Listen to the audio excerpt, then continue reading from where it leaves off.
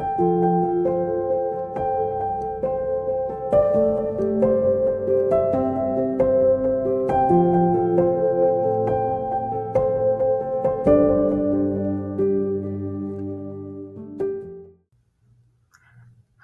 this is Coach Smith here from Broken Arrow High School Library, and we are starting off our First Chapter Fridays podcast. Last year, I was able to get filming done through the fall, and then the spring semester hit and things got dropped. I hope this year to continue it through the spring and film more. So if you are interested in participating in a First Chapter Fridays, let me know. Contact me through Canvas or come by the library and let me know, and I'd be happy to have you on here to film. So today we are starting with a book that I pulled off of one of our book displays. It is the display called Nothing Beats a Jet to Holiday. And on that display, I have lots of different books of holidays gone wrong, vacations gone badly. And this one is called Lord of the Fly Fest. It's a spin on Lord of the Flies. This book is about a group of influencers that are trapped on an island, and plot twist, there is a murder suspect among them. And so this book is written by Goldie Moldavsky, and she was born in Lima, Peru, but grew up in Brooklyn. She is a New York Times bestselling author. So we're just going to read this first chapter and see what happens when you have a group of pretty ridiculous, over-the-top influencers trapped together on an island and with some bad things happening. Here we go. Lord of the Fly Fest, Chapter 1.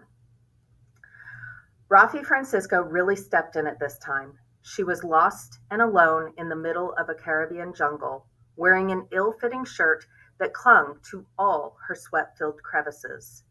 There was an incessant bug, big as a bullet, buzzing into her neck, lured there by her ridiculously poor choice of candy-scented body spray.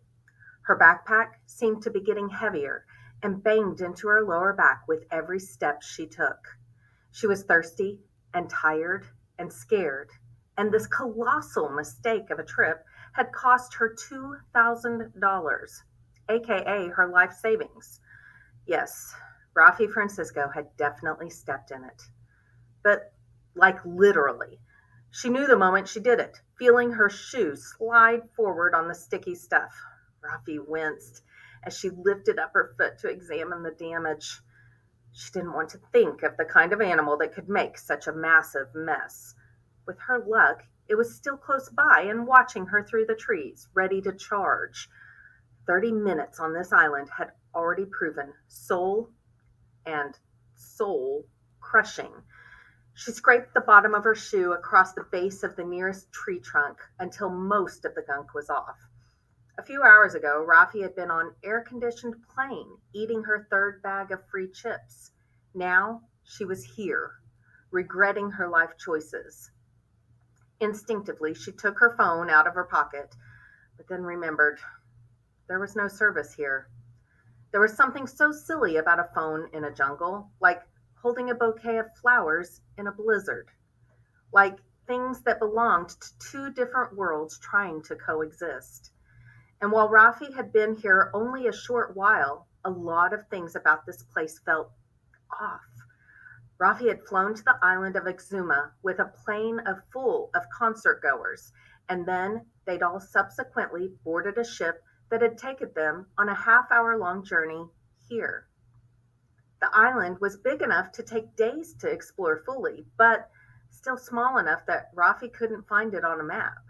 She thought she had once and studied it long and hard before realizing it was a blueberry muffin crumb. But what was really strange was that when they all got off the ship, there was no one to greet them.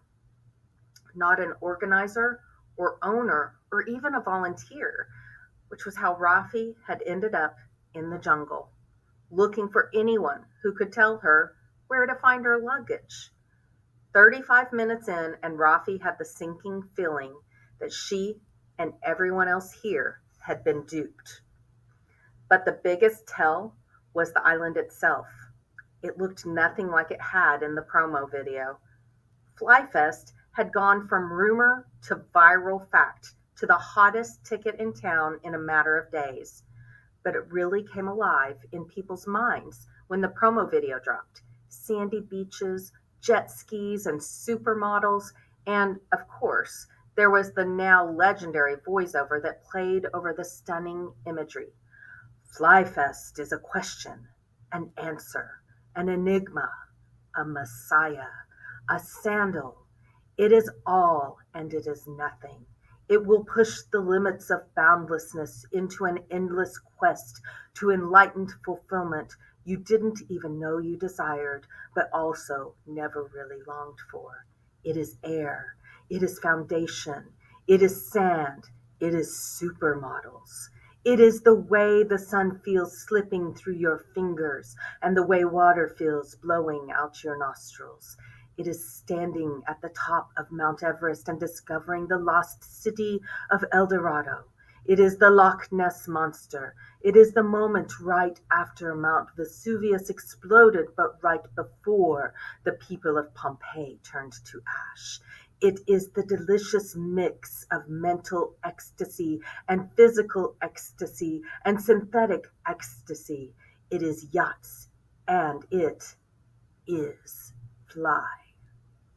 So yeah, things were definitely not as advertised. Silver linings, though, at least no one had seen Rafi step and poop. Hello, a voice called. Rafi turned to find someone rushing toward her, someone about her age, with a page boy haircut and a phone in hand. Finally, what is the Wi-Fi password here? Excuse me? Rafi said. You work here, right? In the jungle? No, the festival. Oh, Rafi said. I don't work for the festival. But your shirt. Rafi looked down. Her shirt was neon pink with the hashtag Live, Laugh, Fly written across the chest in white cursive lettering. When Rafi bought her ticket to Flyfest, she realized she had no idea what the appropriate attire was for a week-long music festival in the Bahamas.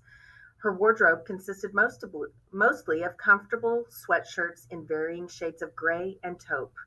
But she wanted to blend in on this trip. She wasn't sure her choice of shirt had worked, though. The moment Rafi set foot on the island and saw what all the other concert goers looked like, she felt instantly different from them. Her black bob with bangs stood out in a sea of flowing blondes and shimmering browns.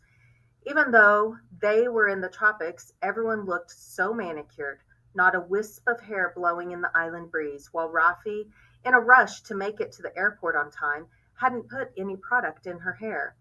She hadn't even packed any. Everyone also already looked like they'd made a point to get tanned before showing up, which just made Rafi, who spent probably too much time indoors, feel suddenly Casperish. The pink shirt was the brightest, most carefree, and most expensive t-shirt Rafi owned.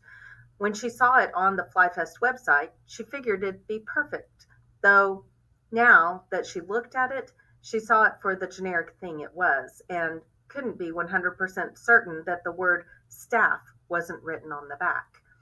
Looking at her new companion's shirt, she noticed a button pinned on the collar with the words they, them on it. I'm Rafi, by the way, she, her. Her introduction was met by a skeptical look that started at the top of Rafi's head and swept slowly to her offending shoe. Peggy, Yim. Hi, Peggy. I don't work here, by the way. I've actually been looking for someone who does. It's weird, right? That there isn't anyone in charge? She waited for a response, but Peggy was preoccupied with her phone, holding it up to the sky in search of reception. I tried that already, Rafi said. It won't work. I have a satellite phone. I'll get online, Peggy said. It's just a matter of time. You a tech whiz or something? Yes.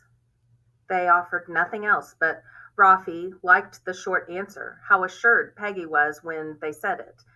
They were probably one of those STEM coder people who were going to rule the world and knew it. Rafi needed more of that in her life, the boldness, the confidence. She'd come to Flyfest to be bold, do important things. She suddenly felt bold enough to share something about herself unprompted. I'm kind of a tech person too. I have a podcast. Rafi paused in case Peggy wanted to ask a follow-up question or maybe murmur their approval, but the only sound that came was the squawk from a toucan flying overhead. Maybe Peggy's silence was their way of telling Rafi to go on. It's called Musical Mysteries. It's about mysteries in, let me guess, Peggy said. Music? Right. I already have one season in the can, 8 episodes. It was pretty successful. Never heard of it. Well, successful in the independent podcasting world. It got written up on a few blogs, and Michael Pans called it promising, and he's a contributing sound producer for NPR, so yeah, I'm proud of it. Peggy kept checking their phone, and although they were walking away wordlessly, they also weren't changing the subject, which was new for Rafi, since at this point in the conversation about her podcast, most people usually did. I'm focusing on season 2 on Riverstone. Isn't he supposed to be here? Yes. The word came out way too loud, but Rafi was just glad for the engagement. This was officially a two-way dialogue now. Her podcast was a topic of interest not only to her, but to Peggy, who was clearly a smart and interesting person. Yes, he's supposed to be one of the musical acts, which is why I'm here. Stalker? No, no, no, Rafi said, quickening her step to keep up. No, I'm like a journalist. I'm chasing a story, and if I'm right, it could break a lot of things wide open. The girlfriend disappearance thing? Yes, Rafi said. She was pleased that even Peggy seemed to acknowledge how the story seemed implausible and strange, which made it perfect for the podcast. I heard River canceled his trip here. Rafi stopped walking. What? All the musicians canceled, the models too. Rafi quickened her steps to catch up with Peggy, who hadn't stopped walking and pointing their phone to the sky as though beckoning a higher power. But I'm only here to meet River. Bummer.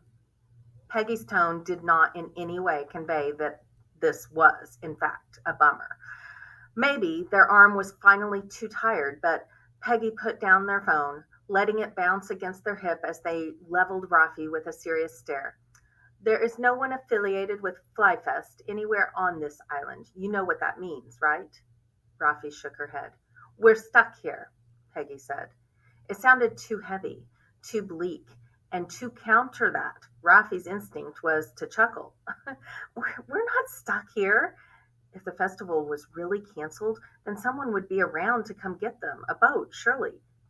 Help is coming, Rafi said. A second ago, she wasn't aware they needed help, but now nothing in the world seemed more true.